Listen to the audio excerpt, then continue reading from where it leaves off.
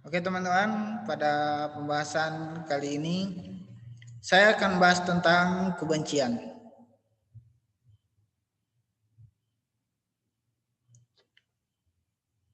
Pertama-tama kita harus mengetahui apa itu kebencian. Kebencian merupakan emosi yang sangat kuat dan melambangkan ketidaksukaan, permusuhan atau antipati untuk seseorang, sebuah hal, barang atau suatu fenomena tertentu. Hal ini juga merupakan sebuah keinginan untuk menghindari, menghancurkan atau menghilangkan sesuatu hal tersebut. Kadangkala kebencian dideskripsikan sebagai lawan daripada cinta atau persahabatan. Tetapi banyak orang yang menganggap bahwa lawan daripada cinta adalah ketidakpedulian.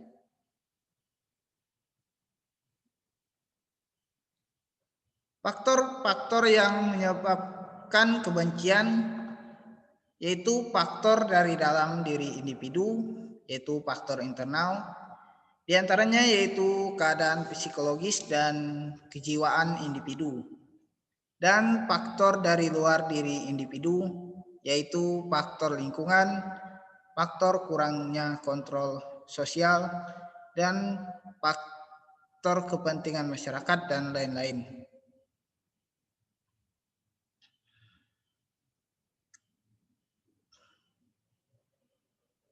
Cara-cara mengatasi kebencian yang pertama, jangan menyesali masa lalu.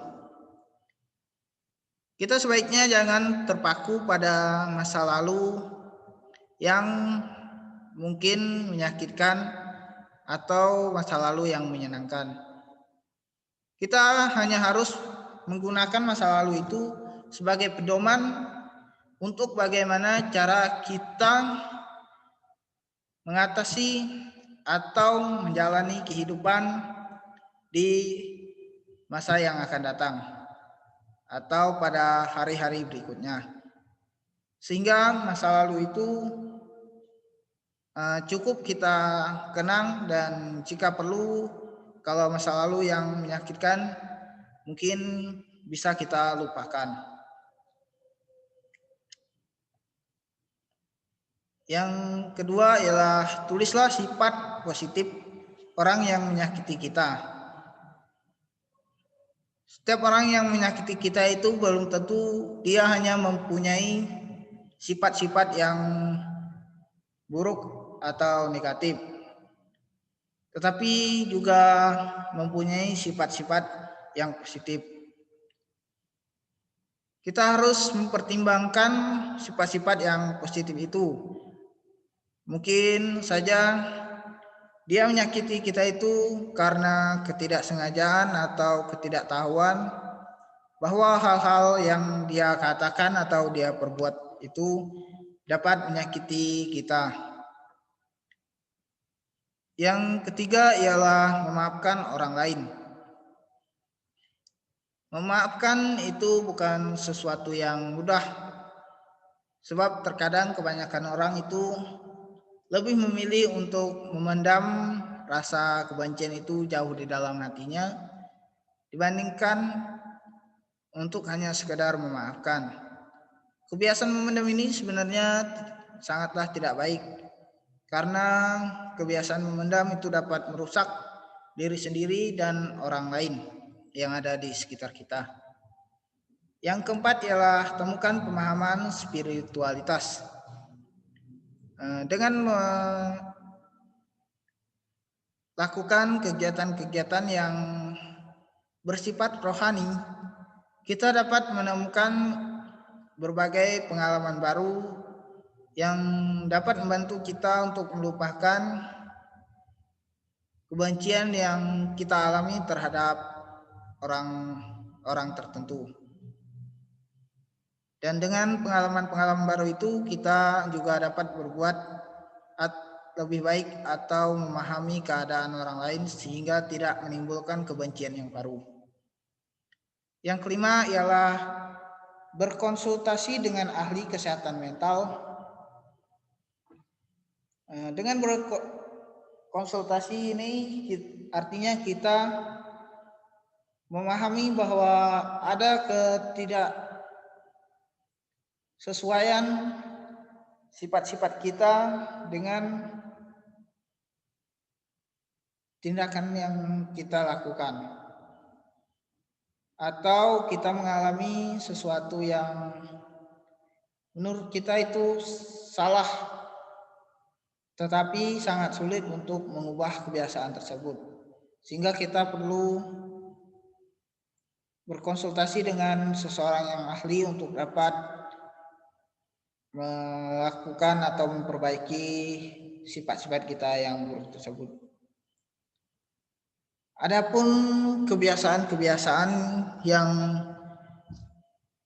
perlu dilakukan untuk agar tidak dikuasai oleh kebencian, misalnya melakukan berbagai hal yang bersifat menyenangkan agar dapat menghilangkan rasa kebencian yang ada di dalam diri kita itu terhadap seseorang. Jika kita sudah mulai merasakan kemarahan atau rasa benci terhadap orang tersebut.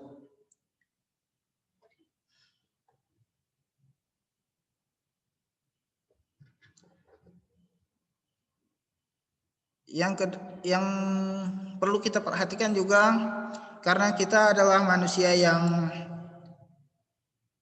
sosial atau setiap hari berkomunikasi, itu kita harus memperhatikan bahwa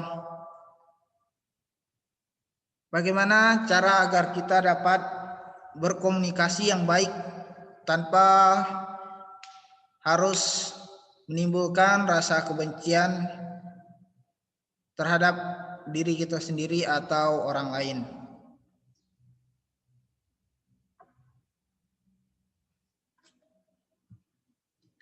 Itulah sebabnya dalam kehidupan sehari-hari kita harus mampu menerapkan bagaimana kita dapat memaafkan orang lain dengan